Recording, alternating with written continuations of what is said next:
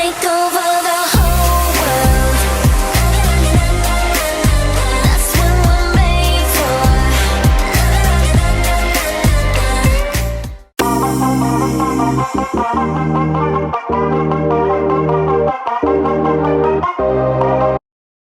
Netflix's latest hit series, Clickbait, has taken audiences and Twitter by storm.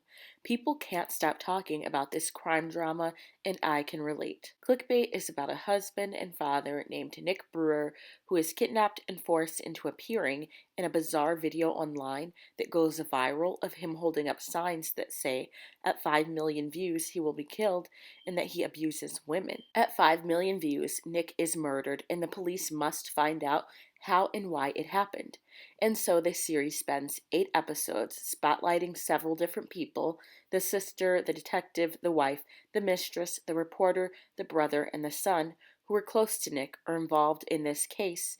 The show tries to figure out what role they played in Nick's death, if any, and the secrets and lies they each possess. Clickbait is one of the most interesting Netflix shows that I've ever seen. The concept was very engaging and entertaining, and definitely kept audiences on our toes because it was actually impossible up until the very last episode to figure out who could have committed this atrocious crime against a seemingly lovable family man like Nick. Now, even though the series was suspenseful, fair warning, things started to get real Scooby-Doo-ish towards the end and almost lost me. Like, seriously, with all of the twists and turns and meddling kids. And it would have been mine if it hadn't been for those meddling kids. Meddling young fools. But nonetheless, it was still a good show. One might say it was like a mix between a complex episode of Catfish and one of those murder shows on the ID Discovery Channel. These are my top takeaways from Clickbait, and if I think it was worth the hype. At 5 million views, it's clearly stated in the video that Nick will die. Yet for some reason, people, including his family, keep watching the video, adding to the views. Would this video really have gotten to that many views without being taken down? WTF made Emma Beasley, Nick's mistress, tell Nick's wife that they were in a relationship. Why would she ever think that it was a good idea? If she thought someone needed to know that information, she should have went straight to the police instead of flying to Nick's hometown and letting his widow know that she was messing around with him. I know Emma Beasley did not try to act all shocked that Nick was involved with multiple women and not just her. Like, she knew she was having an affair with a married man. How could she be so stupid?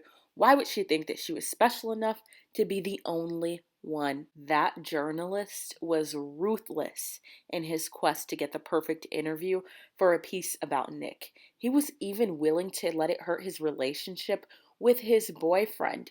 He didn't care. It was weird how the public made a mockery out of Nick's death. It was weird how deeply involved Nick's kids got into the investigation. It was crazy how the older son let that bully talk about his mom like that.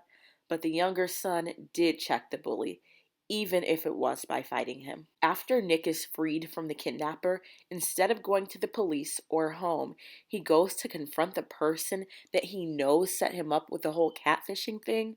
Why wouldn't he go to the police first? The receptionist being behind the catfishing was wild, and her husband killing Nick was even wilder. Why would her husband go so far as to kill Nick like that?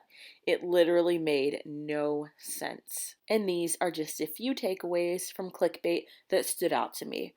There are, of course, so many more, but I don't want to give away the entire story. I think that Clickbait is definitely worth the hype and worth checking out. Let me know if you've seen Clickbait and what you thought of it. And don't forget to subscribe to this channel.